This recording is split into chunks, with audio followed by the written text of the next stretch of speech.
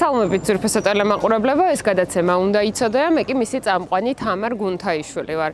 ახალი წლის პერიოდზე ძალიან ბევრს ვსაუბრობთ ბოლო თვის განმავლობაში ჩვენი გადაცემის მეშვეობით, თუმცა ის საკითხი, რომელზეც დღევანდელ გადაცემაში მოგიყვებით, ყველასთვის ყველაზე მნიშვნელოვანი მგონია და იმეც ვიტოვებ, რომ მოგიყვებით ყველაფერს, რაც ჩვენი ჯანმრთელობის შესახებ უნდა ვიცოდეთ. დღეს როგორც ხედავთ, ვიმყოფებით გარე ბაზრობაზე, სადაც საახალწლო პერიოდში განსაკუთრებულად გააქტიურებულია ვაჭრობა და თუ როგორ აისახება გაზრდილი მოთხოვნა მიწოდება ბაზარზე პროდუქტებისა ჩვენს ჯანმრთელობაზე, ამ ყველაფერს სურსათის უნებლობის სპეციალისტი ეკა გიგაური მოგვიყვება. მოგესალმებით ეკა, დიდი მადლობა იმისთვის, რომ ხართ ჩვენი გადაცემის რესპონდენტი. დღეს როგორც უკვე აღნიშნა, ძალიან მნიშვნელოვან თემაზე ვსაუბრობთ. ეს არის უნებელი სურსათი ჩვენი ჯანმრთელობისთვის და მე მინდა უპირველესად ასე დავიწყო ჩვენი საუბარი. ჩვენ ყველამ კარგად ვიცით, რომ წინა საახალწლო პერიოდში იზრდება მოთხოვნაც და შესაბამისად მიწოდებაც პროდუქტების, იქნება ეს ხილბოსტნეული, ხორცი თუ სხვა და აისახება თუ არა ეს ყველაფერი უნებელ ან მავნებელ სურსათზე. მოგესალმებით. ახალი წლის დღეები ჩვენ წინ გვაქვს და დამდეგს გილოცავთ ახლა. ასევე დიდი მადლობა. და ამასთან დაკავშირებით მინდა გითხრათ, რომ მეტად უფრო უნდა გავამძაფროთ ყურადღება სურსათთან დაკავშირებით, რომელსაც საახალწლო დღეებში შევიძენთ. იქნება ეს მცენარეული წარმოშობის სურსათი თუ ცხოველური წარმოშობის სურსათი, ეს ორივე თანაბრად უნდა იყოს ყურადღებით შერჩეული ჩვენი მომხმარებლების მხრიდან. რაც შეეხება მცენარეულ სურსათს, ეს არის ხილბოსტნეული, თქვათ, მწვანილი სუნელსანელებლები, განსაკუთრებით მინდა ყურადღება მიაქციოთ. შეეცადეთ, რომ შეიძინოთ ორგანიზებული ვაჭრობის პირობებში, ბაზარში ნაყიდი პროდუქციაც ხშირ შემთხვევაში არის ხოლმე მიკვლევადი. ჩვენ ახლა ჩვეულებრივ ბაზრობაზე ვიმყოფებით და აქაც კი შეგიძლიათ, რომ მოიკითხოთ წარმომავლობა ამ პროდუქტების. ხშირ შემთხვევაში ყუთებზე არის ხოლმე, თუ ეს არის შემოტანილი პროდუქცია, არის მწარმოებელი, საიდან შემოვიდა ეს პროდუქცია, ადგილობრივ პროდუქციაზეც შესაძლოა იყოს მომწოდებელი ცნობილი, თუმცა უკეთესი არის ხოლმე, როდესაც სუნელსანალებლებს, ან თქვათ, ისეთ პროდუქტებს, რომელსაც დაკონსერვებული პროდუქტი ქვია, შეგვიძლია დახლზე ვნახოთ კიდეც, შევიძენთ ისეთი მწარმოებლისგან, რომლის ეტიკეტი აუცილებლად არის და ვიცით, ვინ დამზადა კონკრეტულად. ძალიან მნიშვნელოვანია სუნელსანელებლებზე ვიცოდეთ მწარმოებელი, იმიტომ რომ მწარმოებლის მიერ კონტროლდება როგორც მიკრობიოლოგიური საფრთხე, ისე ქიმიური საფრთხე, საღებავები, რომელიც შეიძლება იყოს წითელ წიწაკაში, მაგალითად დაბქოლში. ამდენი რაღაც უნდა ვიცოდეთ რეალურად. ძალიან გთხოვთ მიაქციოთ ყურადღება დაკონსერვებულ პროდუქტს, რომელსაც შეიძენთ. ახლა შეიძლება ეს იყოს ჯონჯოლი, დანდური, კიტრის წნილი, რომელიც არ არის კონკრეტულად ეტიკეტირებული. ესეთი პროდუქტები, დაკონსერვებული პროდუქტები დიდ საფრთხეს შეიცავენ, რაც არის ბოტულინიუმი და ბოტულინიუმის საფრთხე მინდა შეგახსენოთ, რომ არის სიცოცხლისთვის შხამის, ასე ვთქვათ, გველის შხამის ტოლფასი საფრთხე, რომელიც მომენტალურად, ასე ვთქვათ, ლეტალურ შედეგს ვიღებთ, ან შეიძლება რაღაც გარკვეული პერიოდის შემდეგ დადგეს და ძალიან რთულია ამ საშიში ტოქსინისგან, რომ ადამიანის ორგანიზმი გათავისუფლდეს. რაც შეეხება აი ამ მცენარეულ სურსათს, რომელსაც ჩვენ ახლა ვუყურებთ, იგივე კადრში ვხედავ ახლა დაფასოებულ ჯონჯოლს, რომელსაც ეტიკეტი საერთოდ არ აქვს. გთხოვთ მიაქციოთ ყურადღება, უკეთესი იქნება. მათ შორის თაფლი, ახლა მე რასაც ვხედავ, თაფლიც ეს ისეთი პროდუქტია, რომელიც აღიარებას დაქვემდებარებულ საწარმოში უნდა იყოს დამზადებული. აღიარება ენიჭება სურსათის სააგენტოს მხრიდან ამ პროდუქტს და ეს იმას ნიშნავს, რომ ეს პროდუქტი შემოწმებულია ანტიბიოტიკებზე, არის ქიმიური შემადგენლობა მისი ცნობილია, რადგანაც ქვეყანაში არსებობს თაფლის ტექნიკური რეგლამენტიც კი. ანუ საკანონმდებლო ბაზა ჩვენ გვაქვს ძალიან დიდი, უკვე ორგანიზებული ისიც, ამიტომ მწარმოებლებს, რომელსაც თქვათ თაფლს ყიდიან, ევალებათ, რომ კონდეთ საწარმო, რომელიც სურსათის სააგენტოს მხრიდან იქნება შემოწმებული და იქნება გაცემული სერტიფიკატი. ეხლა მე აქ რასაც ვხედავდი, ასე ვთქვათ, დათვალიერების დროს ამ თაფლს ეტიკეტი არ ქონდათ. ამიტომ ჩემი რჩევაა, რომ შეიძინოთ თაფლი მხოლოდ ეტიკეტირებული ესეთი პროდუქციის სახით. ეკაი, რაც შეეხება თაფლს და თაფლის თაფლი ერთ-ერთი ყველაზე მოთხოვნადი პროდუქტია წინა საახალწლო პერიოდში გოზინაყის თვალსაზრისით. ხშირად ხდება ისე, რომ თქვათ დიდი ლიტრაჟობით ან სოფლებიდან ჩამოგვაქვს, ან მეგობარს დავთხოვთ, რომ გამოგზავნოს და ასე შემდეგ. ამაზე რა რეკომენდაციები შეგვიძლია გავცეთ იმ შემთხვევაში, თუ ვიცით, რომ მართლაც რაღაცა ოჯახში დამზადებული ნატურალური თაფლია. ოჯახში დამზადებული თაფლიც აუცილებლად უნდა იყოს შემოწმებული, რადგან და ვინ უნდა ამოწმებდეს ამას? აი როგორც საქართველოში არსებობს ლაბორატორიები, რომლებშიც მოწმდება ეს ლაბორატორიული კვლევით ეს თაფლი, სადაც დასტურდება მისი უვნებლობა. ხმარებლებსაც შეგვიძლია, რომ ჩვენც კი შეგვიძლია, რომ მივიტანოთ და ლაბორატორიული კვლევები ჩავატაროთ თაფლზე, იმიტომ რომ თაფლი განსაკუთრებულად მნიშვნელოვანია ჩვენთვის ახლა გოზინაყის დასამზადებლად, ნიგოზი და თაფლი, ხო? ორივე პროდუქტი არის მაღალი საფრთხის შემცველი და უნდა ვიცოდეთ, რომ იყოს ისეთი მომწოდებლისგან მოწოდებული, რომელსაც აქვს თავისი შემოწმება გავლილი. თუ ეს არის ოჯახში დამზადებული თაფლი, მასაც უნდა გქონდეს სრული გარანტია, რომ ის არ იყოს საფრთხის შემცველი.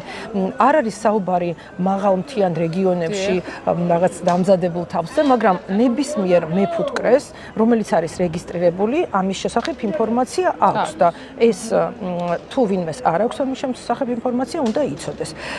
აგრეთვე არის მნიშვნელოვანი, რა თქმა უნდა, ნიგოზი. ნიგოზსაც აქვს თავისი საფრთხეები, ეს არის აფლატოქსინი, რომელიც ესეც არის ტოქსინი და რომელიც არის მაღალი საფრთხე ადამიანის ჯანმრთელობისთვის. ამიტომ თაფლი, ასე ნიგოზი, რომელსაც აქვს მწარე გემო, მაგალითად ან თხილი, რომელსაც აქვს მწარე გემო, ეს იმას ნიშნავს, რომ იქ უკვე ობისოკომ თავისი სამუშაო ჩაატარა, წარმოქმნა ტოქსინი და აი ესეთი, ასე ვთქვათ, გახდა უკვე ადამიანის ჯანმრთელობისთვის საფრთხის შემცველი. რასაც მე ვსაუბრობ, ეს ყურადსაღებია, საყურადღებოა და აუცილებლად უნდა გავითვალისწინოთ, რომ ნიგოზიც მათ შორის უნდა იყოს ისეთი მწარმოებლის, რომელიც არის მიკვლევადი, ეტიკეტირებული უნდა იყოს, ან ბაზარზე ესეც ვაჭრობის დროს ნაყიდი თაფლი, როგორც მინიმუმ ვიცოდეთ, ვისგან არის მოწოდებული, რომ საფრთხისგან თავი დავიცვათ. ეკა, როდესაც ნიგოზზე ვსაუბრობდით, მე მახსენდება, არ დავასახელებ ერთ-ერთ ჰიპერმარკეტს, სადაც შევიძინე ნიგოზი და რა თქმა უნდა, ეხა იქ უცებ ასე ყურადღება ვერ მივაქციე აწონვის დროს, მაგრამ სახლში როდესაც მოვიტანე, იყო ძალიან ნედლისიერი ქონდა, თუმცა აშკარად მივხვდი, რომ ეს იყო წყალში ჩამბალი და შემდეგ გაფუებული, რომელიც მომხმარებლის მოსატყუებლად წონის გამო ხშირად სამწუხაროდ გვხვდება ხოლმე. აი, ამ შემთხვევაში წყალში დამბალ ნიგოზზე რა შეგვიძლია ვთქვათ, არის თუ არა ეს დამატებითი რისკების შემცველი? დამატებითი რისკი არის, გეთანხმებით, რომ არის, რა თქმა უნდა, დამატებითი რისკი, იმიტომ რომ ობისოკო ვრცელდება ისეთ პირობებში, ჩვენ სხვა კარგად ვიცით, სადაც ტენიანობა არის, ხო? ანუ სადაც არის ნესტი, სადაც არის ტენიანობა. ხელოვნურად დასველებულ ნიგოზში თუ ის ხანგრძლივად შენახული იყო, მასში უკვე ეს მიკროორგანიზმები გავრცელებული იქნება და დაიწყებს ეს ქიმიური ტოქსინი წარმოქმნას. ანუ ეს მხოლოდ დაობებული, ვიზუალურად დაობებული ნიგოზი არ არის. ძალიან კარგი ვიზუალი ჰქონდა. კიდევ ერთხელ აღნიშნავ, რომ ერთი შეხედვით ამას ვერც მივხვდებოდი, თუმცა ტენიანობა ქონდა გაზრდილი და ეტყობოდა, რომ იყო ხო, ესეთი დამბალი, ეგ ეწოდებული. ნუ რა თქმა უნდა, ეს წონის მატების კუთხით არის ერთ-ერთი ესეთი ხრიკი, რომელსაც იყენებენ ხოლმე, თუმცა ადამიანის ჯანმრთელობისთვის როგორ წყალში იყო დამბალი, რა ხანგრძლივობით იყო, თქვათ, აი როგორი რა წესებით იყო ეს ყველაფერი, როგორ ჭურჭელში იყო დამუშავებული, ეს ყველაფერი რა თქმა უნდა ძალიან დიდ ზეგავლენს ახდენს თვითონ ნიგოზზე და სახიფათო ადამიანის ჯანმრთელობისთვის. კი ბატონო, ეკა ჩვენ ვისაუბრეთ სუნელებზე, ნიგოზზე, თაფლზე, მცენარეული წარმოების პროდუქტებზე. რა შეგვიძლია ვთქვათ სწორედ აი ამ ხილბოსტნეულზე, რომელიც ასევე ახალ წელს სუფრის განუყოფელი ნაწილია და ხშირ შემთხვევაში თერმულად დამუშავებული კერძებისაც, ხო? როგორ შეუძლია მომხმარებელს დამოუკიდებლად მიხვდეს ან შეამოწმოს? ჩვენ სხვა შორის კადრს მიღმა ძალიან საინტერესო საკითხს შევეხეთ, როდესაც სხვადასხვა ონლაინ მარკეტებიდან იწერს მომხმარებელი სპეციალურ აპარატებს, რომელთაც შესაძლებელია პესტიციდების და სხვა ნივთიერებების შემცველობის შემოწმება პროდუქტში. დიახ, ქიმიური ნივთიერებების. ხო, საფრთხეს განსაზღვრა. აი, ამასთან დაკავშირებით რა რეკომენდაციები შეგვიძლია გავცეთ? ხშირ შემთხვევაში ჩვეულებრივი მომხმარებელი იძენს ხოლმე საზომს, ანუ ნიტრატების გასაზომა. თუმცა ესეთი საზომებიც უნდა იყოს დაკალიბრებული, იმიტომ რომ უბრალოდ რომელიმე ონლაინ სივრცეში შეძენილი საზომი არ ნიშნავს იმას, რომ იმან ზუსტი შედეგი მოგცა ამ კონკრეტულ პროდუქტზე ქიმიური საფრთხის. ეს აუცილებლად ესეთი საზომი აპარატები უნდა იყოს დაკალიბრებული სპეციალურ მეტროლოგიის ცენტრებში და მხოლოდ ამის შემდეგ შეგვიძლია ვთქვათ, რომ ეს არის ზუსტი შედეგი, რასაც ვუყურებთ.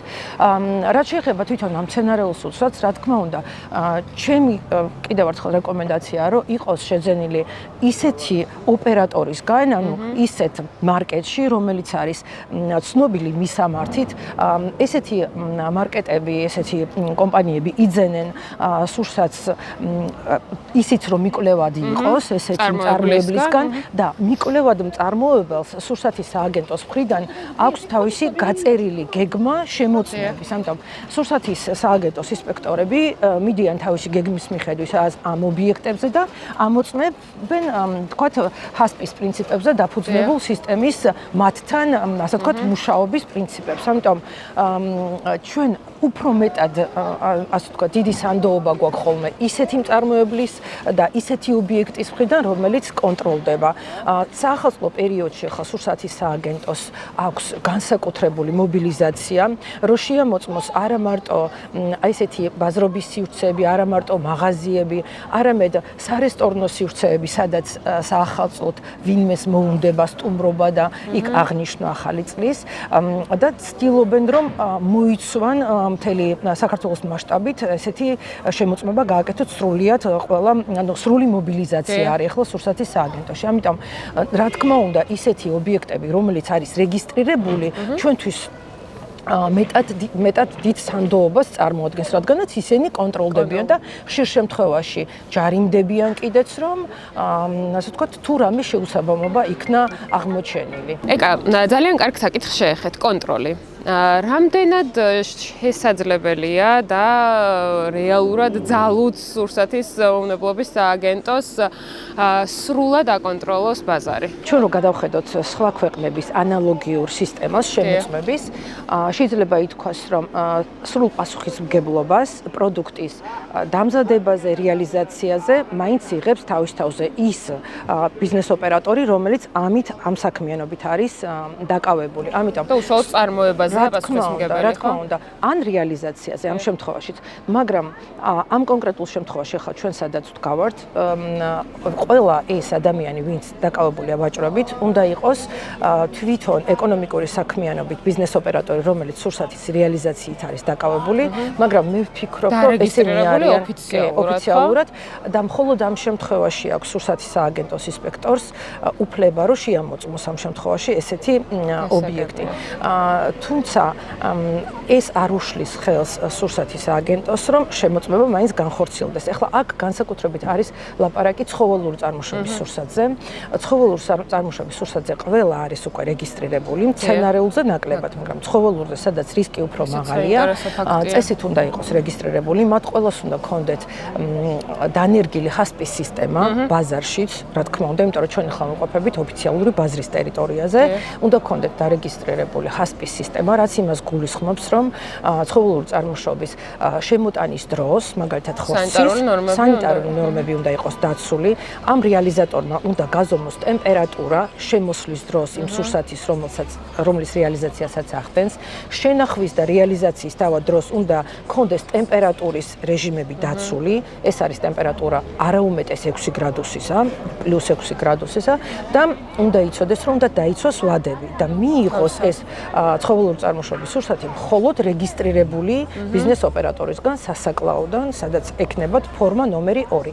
ეს არის ოქროს კანონი, რომელსაც უნდა ასრულებდეს ყველა, ასე ვთქვათ, ბიზნეს ოპერატორი, რომელიც არის დაკავებული ცხოველური წარმოშობის სურსათის რეალიზაციაში, რაც შეეხება მცენარეულ წარმოშობის სურსათს, ესეთი მაღალი რისკი, რადგანაც არ არის, ნაკლებად არის ამაზე ყურადღება გამახვილებული, თუმცა სუნელსანელებლებზე, როგორც გეუბნებით, რაც ძალიან მნიშვნელოვანია, რა თქმა უნდა, ეს შემოწმება არის, კონტროლდება ეს ყველაფერი და ყველა მოვაჭრე, ვინც არის რეალიზატორი, შეგვიძლია რომ კი ბატონო, უნდა იცოდეს, რომ სურსათის, ასეთი სანელeblis შერჩევის დროს უნდა იყოს აუცილებლად მარკირებული ეს სურსათი და უნდა იყოს თუ შეგვიძლია ახლა ჩავთვალოთ მარკირებულად. ეს არის მარკირება, მინიშნება თუ რომელი სურსათი რა არის, მაგრამ მარკირება ნიშნავს მწარმოებლის, თქვათ, ეტიკეტზე მითითებას, ვადების მითითებას და წარმოშობის ქვეყნის მითითებას. თუ ეს სუნელსანელებელი არ არის საქართველოში მოყვანილი, წარმოებული, მაშინ რომელ ქვეყანაშიც, ანუ მისი წარმოშობის ქვეყანაც უნდა ეწეროს, შეიძლება ეს ინდოეთი იყოს ან სხვა ქვეყანა, მაგრამ აუცილებელია რომ ეწეროს მისი წარმოების ქვეყანა. საინტერესოა აქ მაყურებელს გავუზიაროთ ინფორმაცია იმასთან დაკავშირებით, თუ რომელი ქვეყნის სუნელსანელებლები გვხვდება ყველაზე ხშირად ქართულ ბაზარზე. ხო. ამას მხოლოდ და მხოლოდ იმით მივხვდებით თუ რა წარწერა აქვს სტატისტიკურად, ინდური სანელებლები არის მრავლად, საქართველოში მოყვანილი შედარებით დაბალი რაოდენობით არის და მაგრამ ვალდებულება იმ ბიზნეს ოპერატორს, რომელიც აფასოებს ამ სურსათს, აქვს რომ უნდა მიუთითოს რომელი ქვეყნის წარმოშობა აქვს ამ თუ იმ სუნელსანელებს, რომ ჩვენ მომხმარებლებმა ამ შემთხვევაში მე და თქვენც მომხმარებელი ვართ, რომ ჩვენ გავიგოთ, რომ რომელი ქვეყნის სანელებელს ვიყენებთ ჩვენ სამზარეულოში. კი ბატონო. ულამაზეს დახთა მდგავართ, არ შემიძლია არ აღვნიშნო, ფერი, ვიზუალი, ყველაფერი, თუმცა უსაფრთხოებაზე რომ ვისაუბროთ, ახლა ასე გამოფენილი, ზედმეტი შეფუთვის გარეშე, რამდენად შეგვიძლია რომ ვისარგებლოთ ასეთი პროდუქციით? არ მინდა ბოლომდე ანტირეკლამა გამოვიდეს ეს ყველაფერი, მაგრამ რამდენად უსაფრთხოა ჩვენი ჯანმრთელობა? ესეთ როგორ არის? ესეთი პროდუქტი, რომელიც არ არის ცხოველური წარმოშობის, უფრო ნაკლებად ივითარებს პათოგენურ მიკროორგანიზმებს და ნაკლებად მრავლდება ამ პროდუქტებში ესეთი მაღალი სიმძაფრით რა. ეხლა ესე რომ ხურცი იყოს დაკიდებული, უფრო სახიფათო იქნებოდა. თუმცა, რა თქმა უნდა, სანიტარულ-ჰიგიენური ნორმების თვალსაზრისით, იქ სადაც ჩვენ სულ ახლა ხედავდით, რომ ასე ვთქვათ, ადამიანი, რომელიც ასუფთავებდა გარემოს, მტვერი არის, ვთქვათ, გარემოში არის რაღაც დაბინძურება, მანქანების გამონაბოლქვი, რა თქმა უნდა, ნაკლები, ასე ვთქვათ, სარგებლიანობა. რა თქმა უნდა.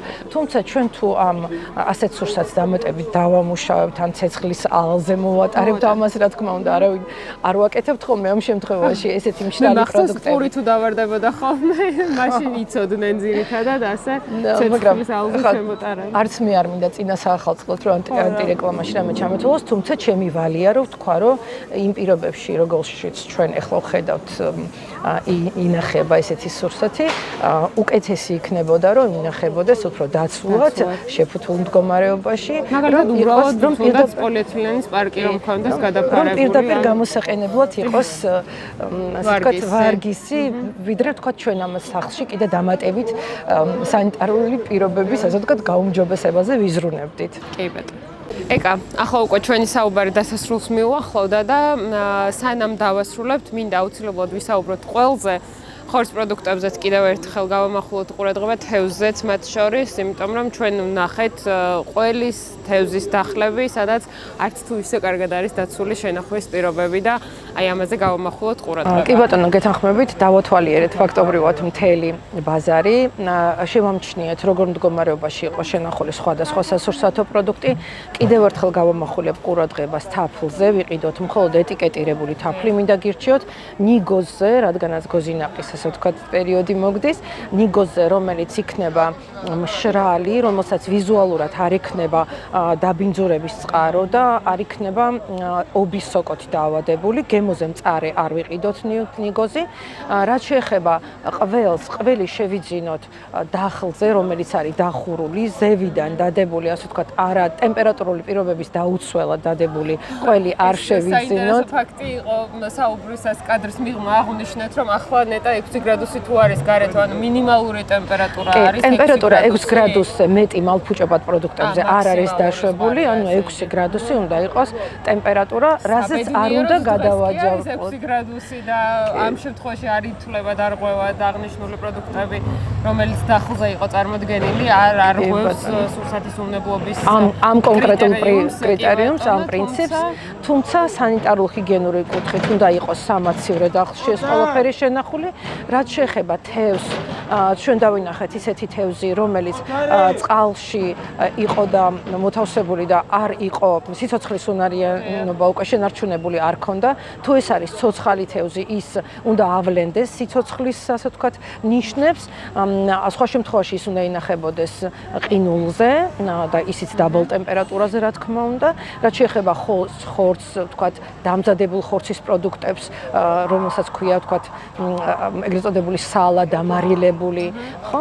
ესეც აუცილებლად უნდა იყოს ისეთ მდგომარეობაში ღიად შენახული შეიძლება იყოს, მაგრამ ქუჩაში ღიად ასეთ სანიტარულ პირობებში, სადაც მანქანის გამონაბოლქვი, სადაც ნარჩენები, სადაც იქ შეიძლება ვიღაცა დაალაგების პროცესიც ვნახოთ და მტვერი იყოს, ესეთ პირობებში რა თქმა უნდა არ არის სასურველი რომ იყოს შენახული პროდუქტი და რა თქმა უნდა ტემპერატურა ყველაფერს, ყველა პროდუქტს, ცხოველურ წარმოშობის პროდუქტს უნდა ქონდეს დაცული. შემაჯამებლად გეტყოდით იმას, რომ ამ ბაზრის დათვალიერების დროს იყო ისეთი დახლებიც, რომლებიც სანიმუშოდ შეიძლება ყოფილიყო წარმოდგენილი, კი არის, თუნდაც ეს დახლები არის სანიმუშო დახლები, სადაც ქაღალდში მოთავსებული სურსათია, სადაც თქვათ ხის, ასე თქვათ, ყუთებში მოთავსებულ კონტეინერებში, თუ ეს არის პლასტიკის კონტეინერი, რა თქმა უნდა იყოს, უნდა სურსათო დანიშნულებით უნდა იყოს გამოყენებული, ანუ მას უნდა ქონდეს ნიშანდება ან სერტიფიკატი, რომ მასთან შეხებაში შეიძლება იყოს სურსათი შენახული, მაგრამ სხვა შემთხვევაში, თუ სურსათი ინახება ანტისანიტარიაში, გვირჩევნია ან გზის პირას, ახლოს მიწასთან, თქვათ, რაღაც გარკვეული სადების გარეშე, ჯობია რომ ესეთი სურსათი არ შევიძინოთ და არ შევუქმნათ ჩვენს ჯანმრთელობას საფრთხე. უღრმესი მადლობა ეკა, ძალიან საინტერესო და სასარგებლო რჩევებისთვის. მე იმედს ვიტოვებ, რომ ჩვენი მაყურებელი ახლა უკვე გაფრთხილებული და შეიარაღებულია. შესაბამისად, შეძლებთ, რომ წინა საახალწლო პერიოდში თქვენს ჯანმრთელობაზე უკეთ იზრუნოთ. მე ყველას ბედნიერი, წარმატებული კვირა და მინდა გისურვოთ და მოგილოცოთ დამდეგი ახალი წელი და გისურვოთ, რომ უპირველესად ჯანმრთელები იყოთ და შემდეგ უკვე ყველა თქვენი ჩანაფიქრი აღსრულებოდეთ. წინა საახალწლო გადაცემამდე ჯერ კიდევ გვაქვს დრო, თუმცა მაინც ყველას წარმატებულ მშვიდობიან პოზიტიურ დღეს და ახალ წელს გისურვებთ.